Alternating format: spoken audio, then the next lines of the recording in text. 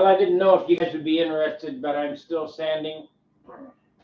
I'm back in Dayton, and like I say, still sanding. And I'm going to be sanding on this until it's done. You can look at this and see that, I mean, it's coming. These open bays are really hard to do. And all I do is, I'm using 2500 now. I really like this paper a lot better. I didn't know whether you guys would want to watch me for an hour, so we'll do a half an hour just to show you the progress that I'm doing and how much work it really takes for that excellent finish. So I got my 2500, I got my Windex, and we'll just stand here and rub on it. I'm trying to make it all flat. And if you were here, you could see, like right here is a shiny spot. And we'll get that all flat, and then when I come back and buff it, you'll really step up.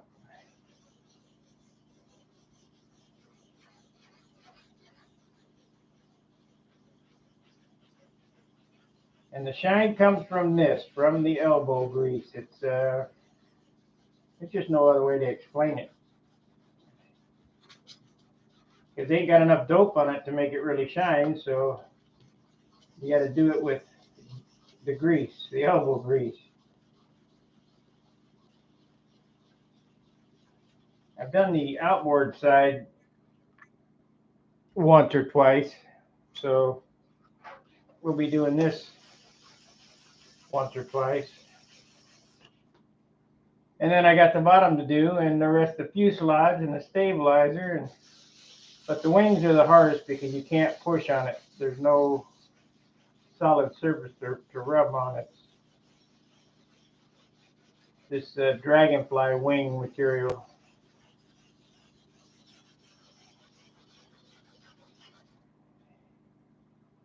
Stay off the edges. And you can sand right through the paper.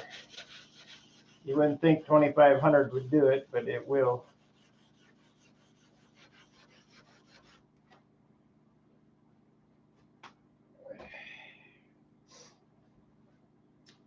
And if you start getting some tree ringing,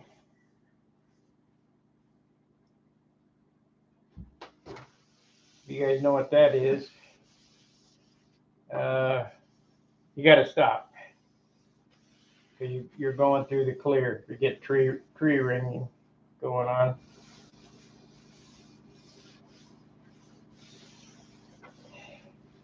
So I worked on this last night for a little bit while I was on the hangout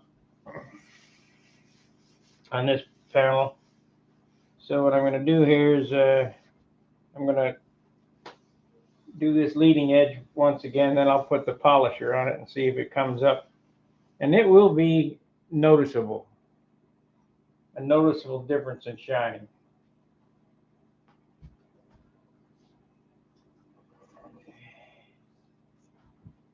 Let me see if you guys can see this.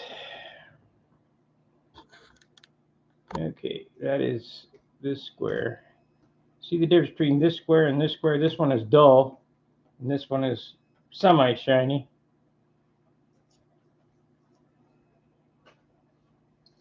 We'll do this leading edge here.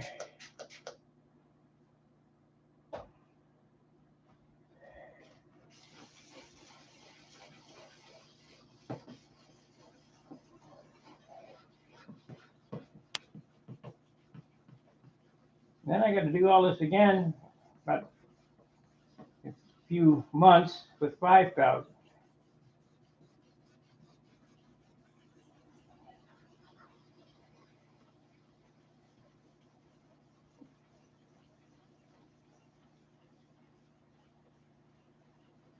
And I don't expect you guys to hang out for this. It's just rather boring, but that's why we're only going to do a half an hour.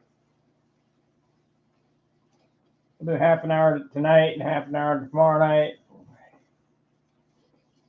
I'll be going back to St. Louis.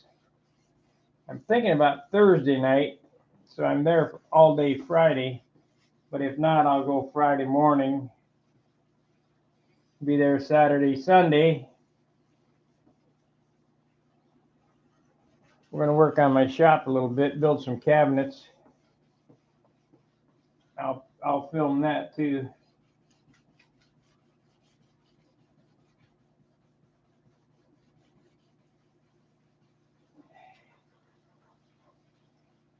But this airplane's coming out pretty damn slick. Pretty darn slick.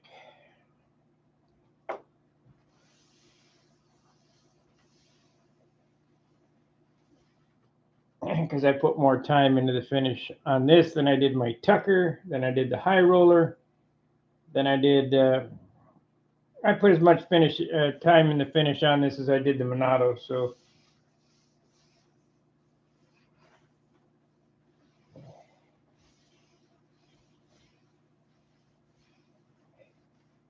now, if you look at it, it's kind of hazy. Got some shiny right there. We need to get that out.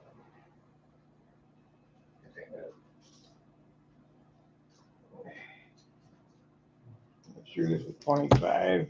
Yep.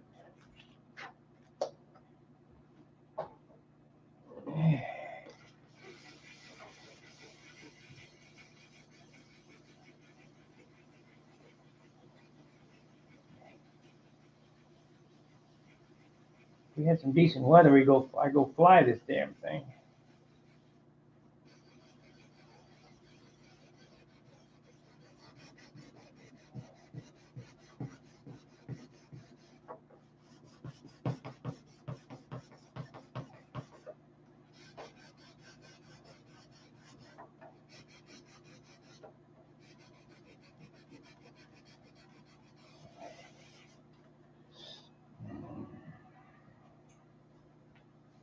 Now, I know I told you to stay off the cap strips, and I was just sanding on the cap strips there. That's because there's some little pits in the top of them, but I was not sanding the edge of the cap strip. I was sanding the very top of it. Let's do this here before I polish it.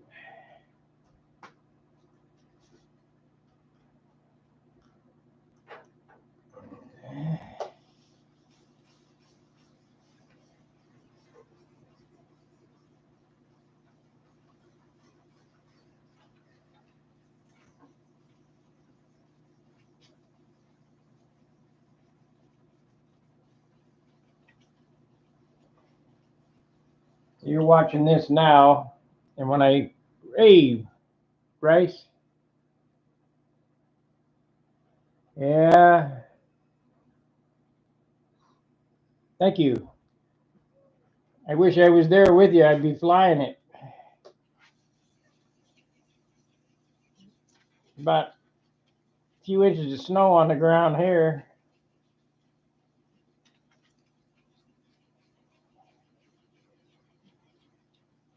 You know, that would be hard to get used to, being here in the United States all your life, wintertime being cold, and go down to New Zealand and December being warm.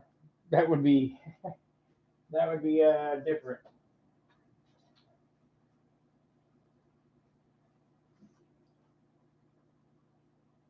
It'd be kind of hard to cope with.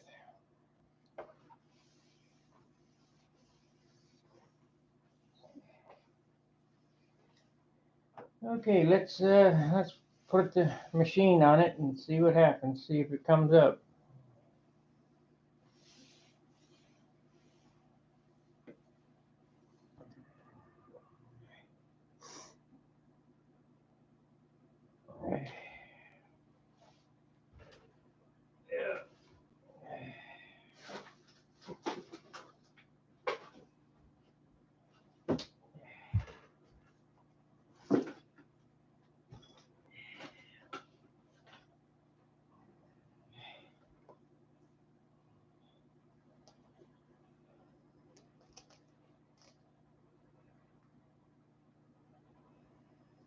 Ah, yeah, Jonathan.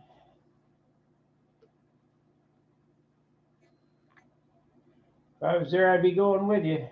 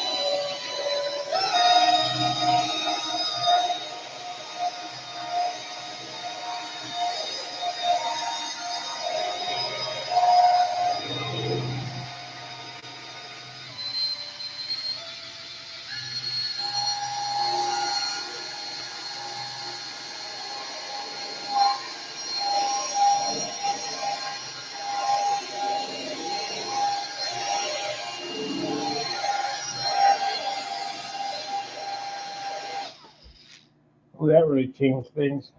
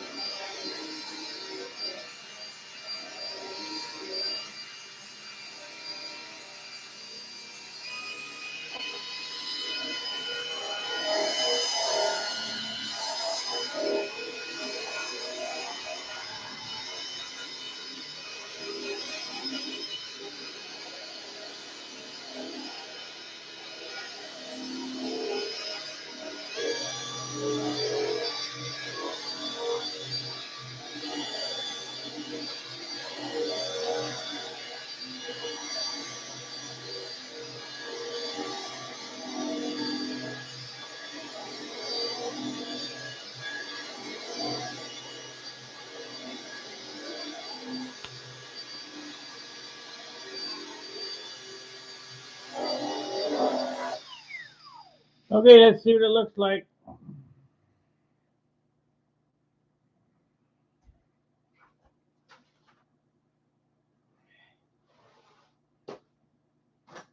You know, I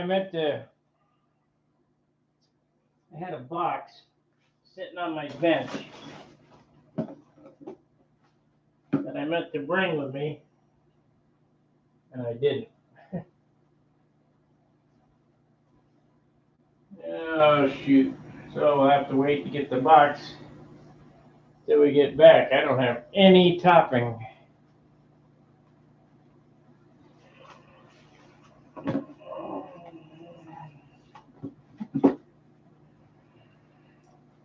I have no topping.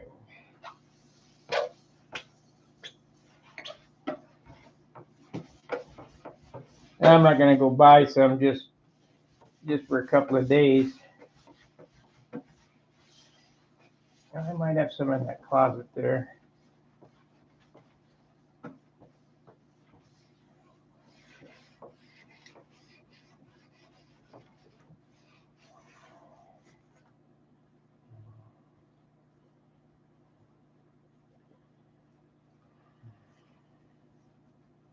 It don't look bad for no topping.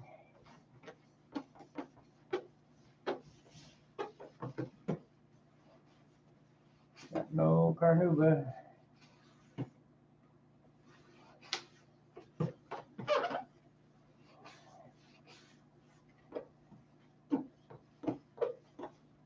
Got some scratches right there. Gotta get out.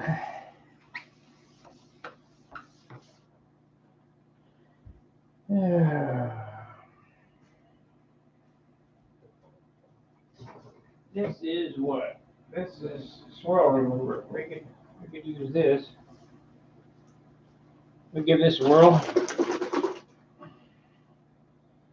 I got no topping, but I do have some swirl remover and some new pads here. So let's give this a whirl. Oh shoot! That really came out of there. It must be old stuff.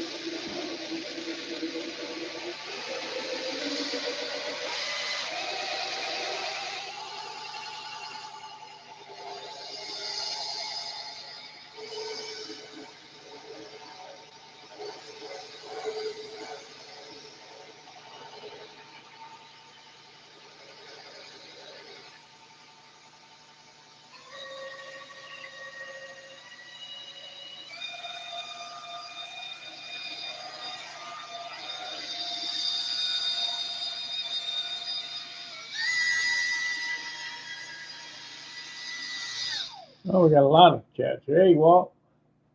How many days do you let the clear dry before sanding and buffing? About as fast as I can do it. Some more of making it look great, yeah.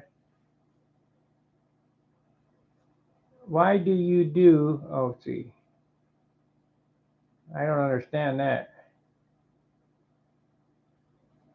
Why do you and so much? I don't know what you mean, Robert.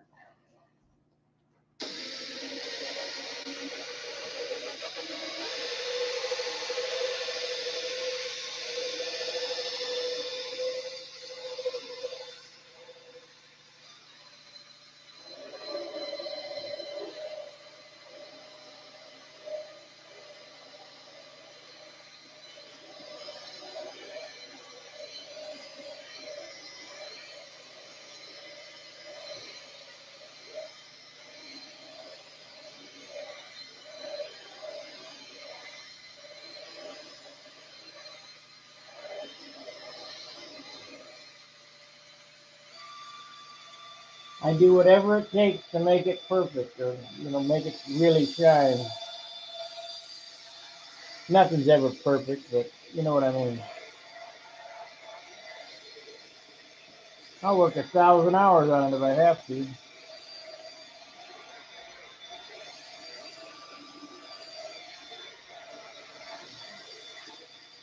Whatever it takes.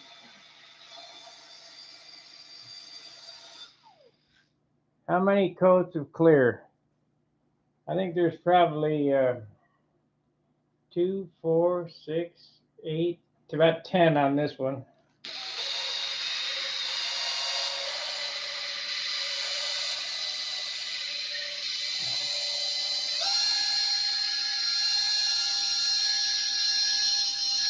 Ten top coats. Most of it's thinner though.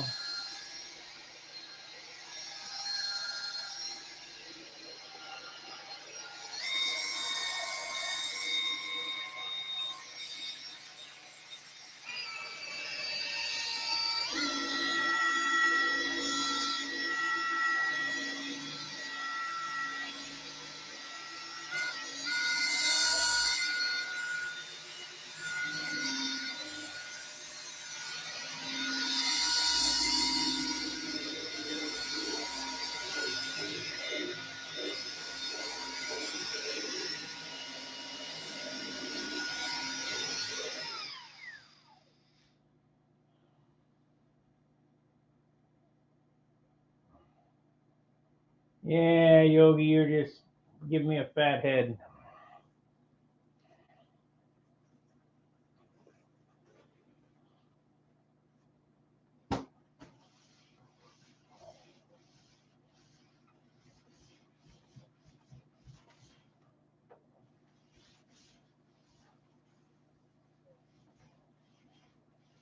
Still got no topping, but that helps some.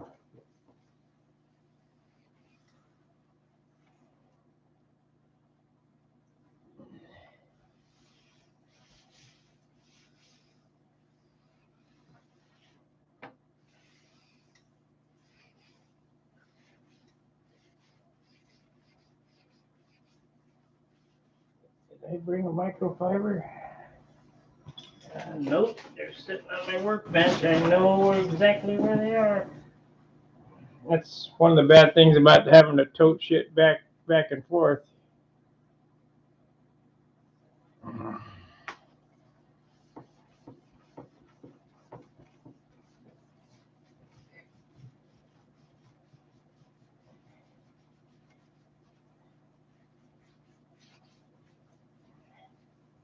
You know, I've shown this once before, how much work I put into a finish.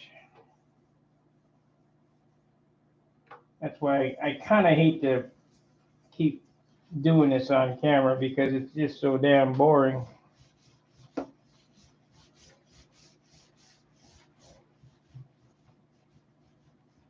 What I normally do is I turn on the TV and zone out and do this. Change towel.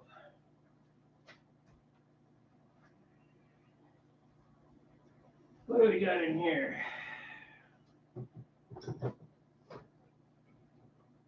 We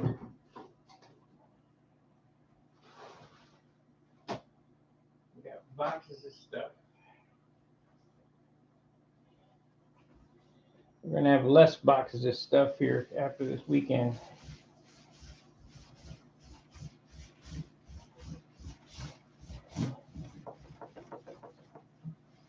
See, I'm still not happy with this. Right in here, you can see kind of a gravel. That's what you do. Well, that's good. Yeah.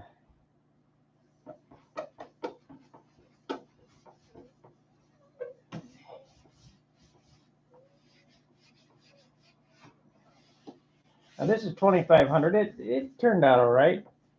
But when I do it with 5,000, it will once again step it up a notch.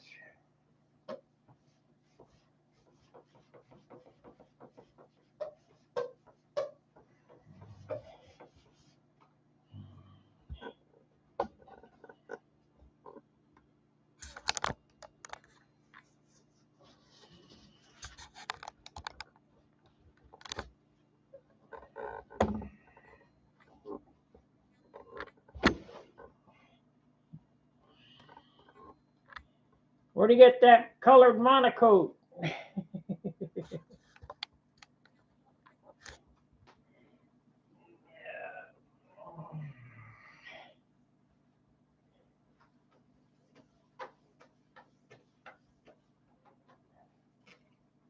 See it? Every day it's kind of laying back down, and it's getting harder and harder, so that's a good thing. This paint job's about a week old.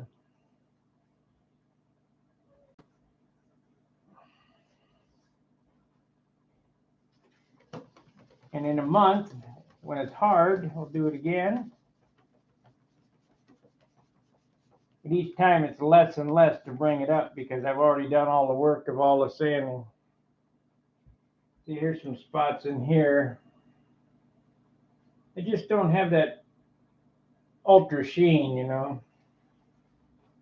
And you only get that from sanding.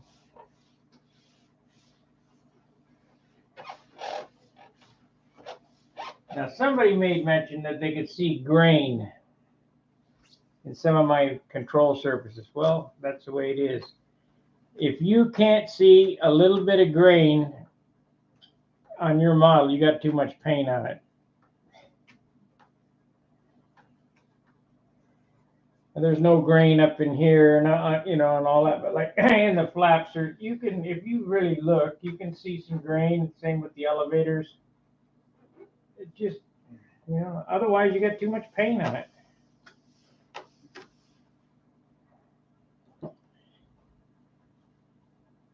On this particular airplane, there's 1.5 quarts of unthinned dope. That's it, 1.5. And that's a half a quart more than I normally use. Then a half pint of white, and then maybe 2 ounces of color. You know, the red, and this was all airbrushed on. You know, the red and the yellow and all that. So the green, there's no paint on it. And that's the only way you can make it under 60 ounces.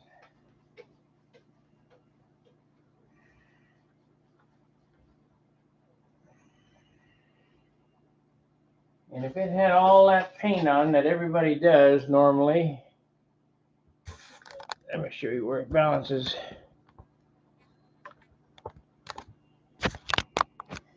I'll give you a peek where it balances. Like that. Must have hit it with some sandpaper there.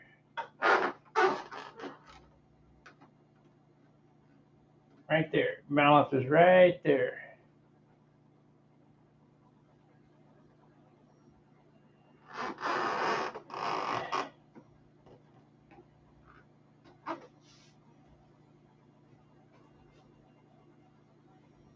Right there.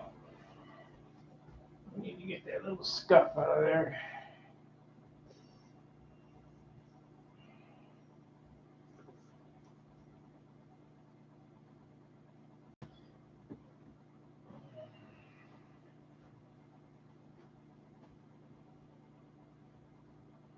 What was it? This is a 7-ounce finish.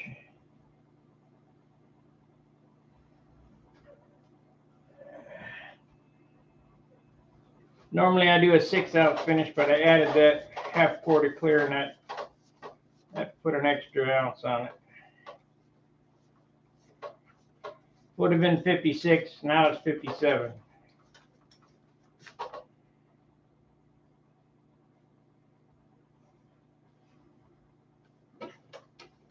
And when I say 7-ounce finish, that includes the paper.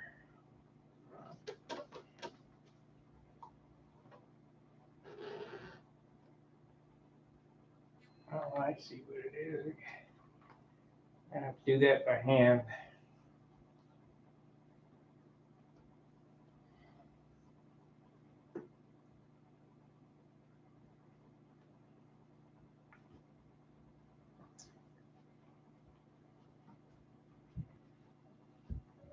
My suggestion, and it's only how I do things. Everybody asks, well, why do you take the engine in and out so much? Because I leave the motor in as I'm building, because I'm checking the weight. Everything I put on, I check the weight. And if we get to a certain spot, I'll quit. I'll quit adding. Like right now, it would be great if I could put another 2 or 3 coats of clear on this. It'd really step it up. You know, if I put another quart of clear on it, and that would be 2 ounces more. But I'm at my limit. 57 ounces is my upper limit. I'm just not going anymore. I'll sit and do this and rub on it until it's beautiful before I add not one more coat of paint on this thing. And I can get it to look just as good, but it just takes an inordinate amount of rubbing. You know, I keep working the paint.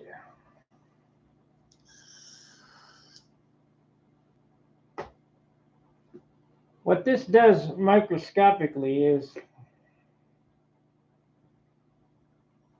the sanding knocks all the tops off. The buffing melts the paint together, and it creates a thin topping of one solid piece of plastic. Is basically what it turns out to be, because dope is plastic.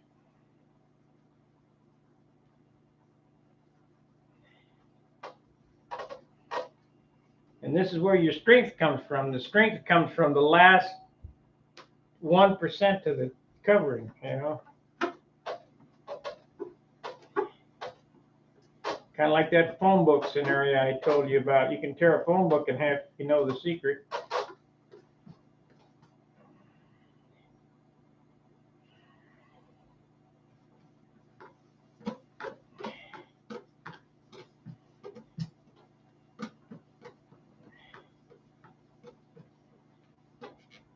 That helped.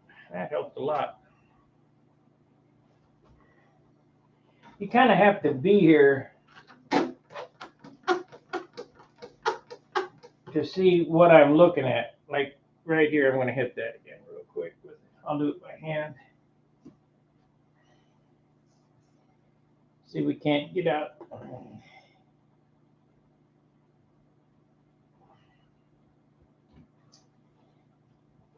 Especially black. Black has, if it gets, it has little micro scratches basically. And yeah, it's shiny, but you can see those micro scratches. You want to get all that out of it.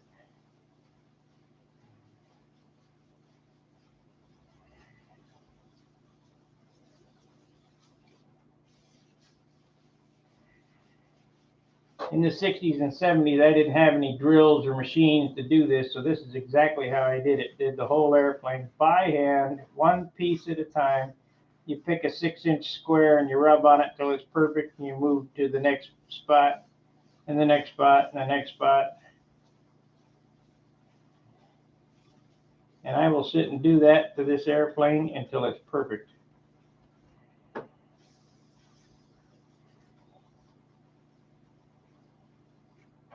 See, that got those scratches out where the buffer didn't. Yeah.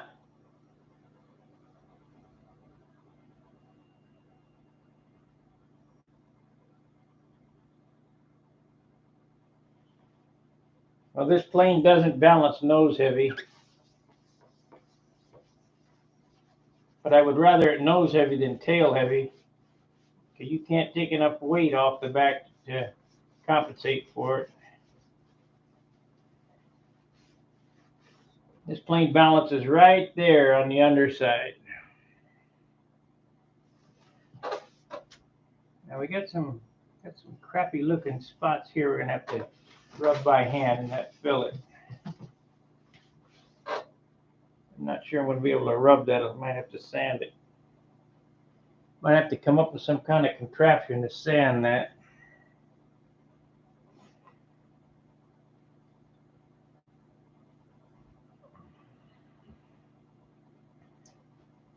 But we'll give it a try.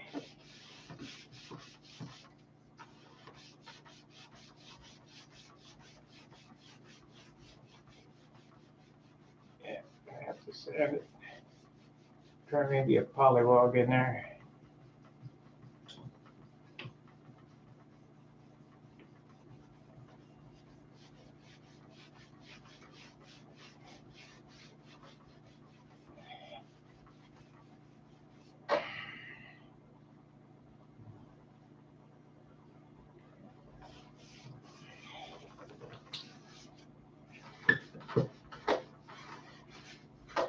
Yeah, that helped. Still needs to be sanded. That helped. I think red is probably the prettiest color polished to me. I can hardly wait to paint my next airplane that really odd red I got from Wix.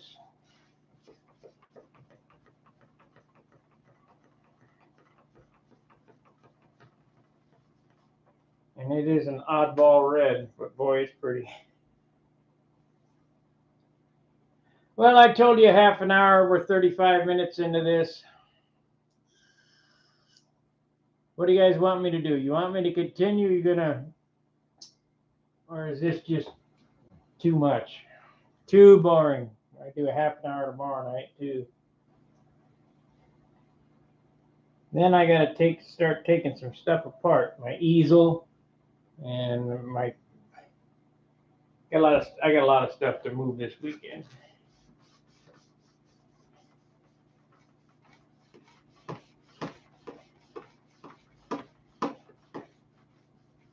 I won't know what to do with myself here with nothing to work on for the next month or so. I got to get it done while I have the chance. I don't want to be holding the bag.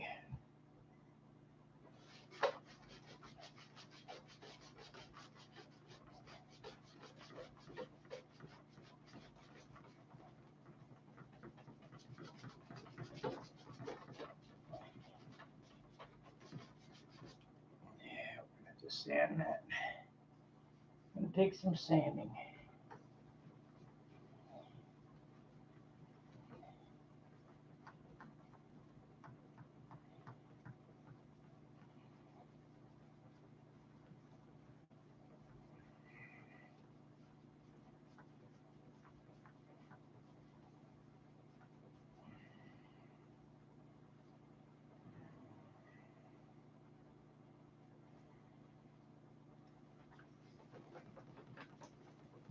Well, I made a little progress tonight. A little closer. The fillet area needs to be sanded, and then I'll hand polish. I mean, that took down quite a bit just rubbing it, but it would go faster if I sand it. Let me see if I can do that real quick. See what it does. Take a piece of 2500 and roll it up.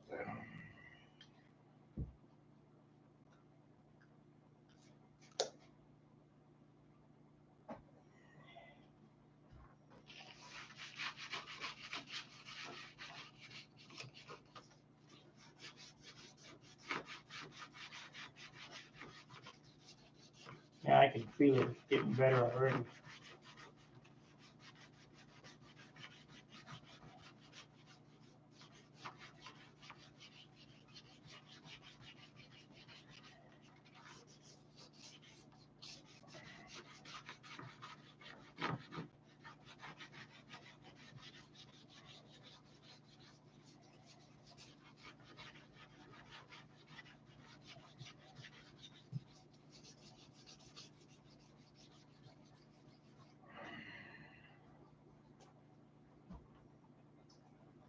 So what this shows you is just when you get it painted, you're not done painting. Putting the paint on is not painting. It's all the prep and the sanding before, during, and after.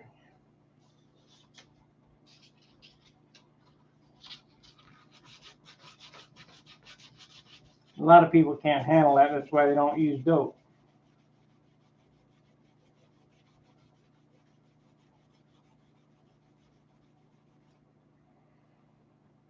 You don't have to go through all this with automotive. Just spray it on and bumper down.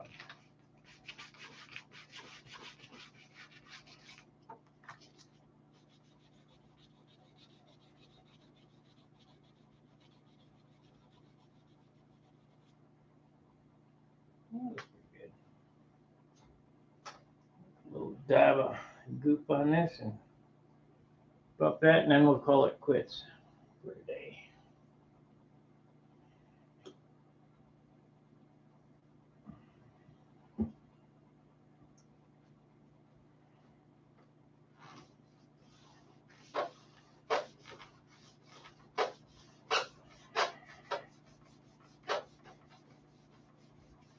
Come Nationals time, this thing will be completely gone over. I just hope it flies good. Should. It has all the right characteristics: light, straight, and rigid.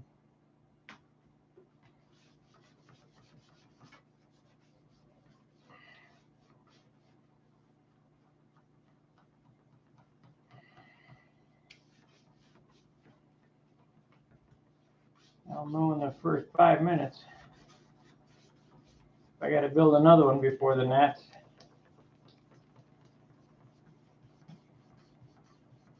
we always have Old Faithful to fall back on.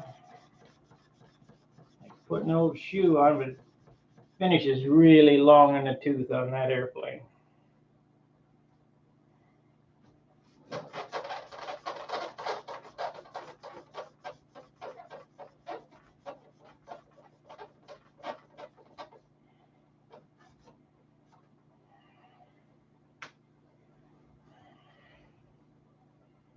That's the one we stripped.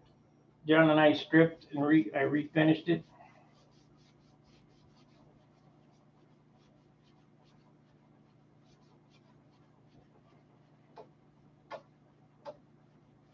Talked to Billy in Cincinnati or Cleveland, and I told him what I was going to do. He said, "Nah, don't do that. Just build another one." He was right, just about dead on.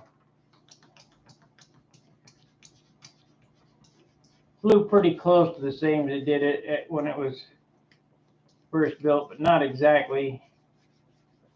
And the finish was not very good, so.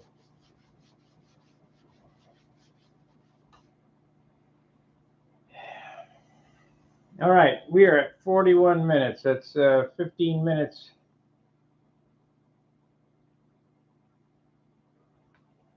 51 minutes or 15 minutes past the time I said I was going to do. If you think I balance nose heavy with it here, you guys must run your CG way back there, and that's where the airplanes are floaters. I like to run my CG way up here. But you got to have a real light airplane to have the CG up here. This would have to be in the 50 ounce range even to run the CG here. And I did build a Viper. If you go back on Wendy's tapes and look at Viper 8, that was a PA65 on a pipe. It was 48 ounces. But it was kind of a crappy, it was gray. Gray cover's great, but it looks like crap. Wendy said, well, he thinks that was the best work I ever did. Okay, whatever. I guess he likes gray. It was, the color gray it was DC 540 with clear over it. All right, that's going to do it for this evening. I'm done rubbing. No problem. Hey, the Walt Burnell channel, where are you out of? Are you out of St. Charles? Because that's where Walt was from. I mean, I flew with him quite a bit.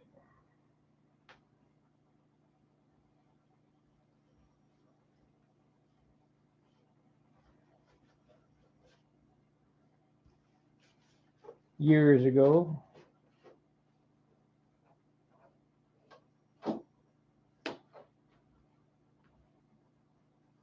I'll wait. Winnipeg. But why are you the Walt Burnell channel? That's what I can't figure out.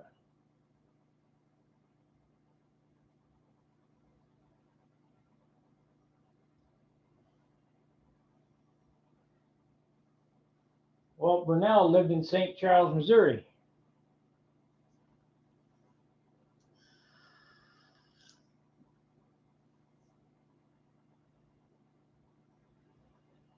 Oh, you named the channel after him. I see.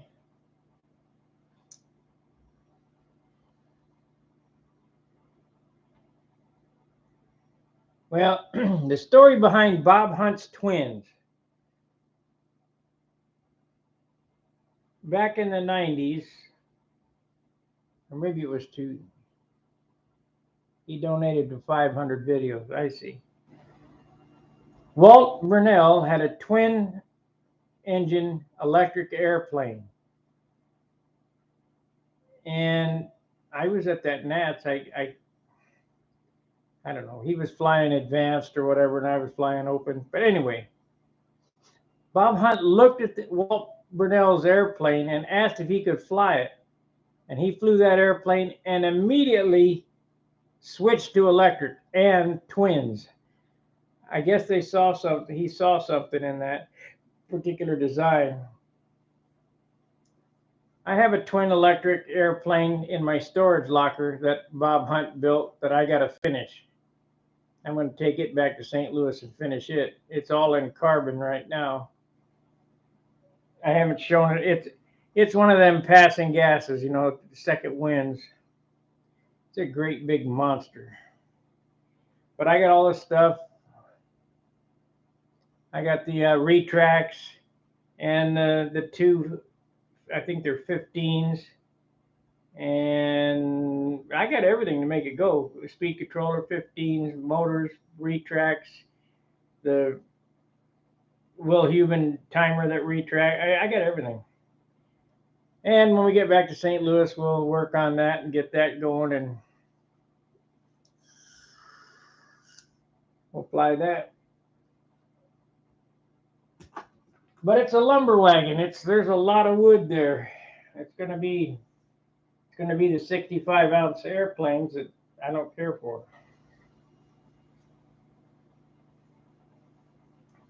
But Hunt built it, so I'm sure it'll fly good. All right, guys. We'll see you tomorrow night for half hour, 45 minutes. Till then, fair winds, tight lines. See ya.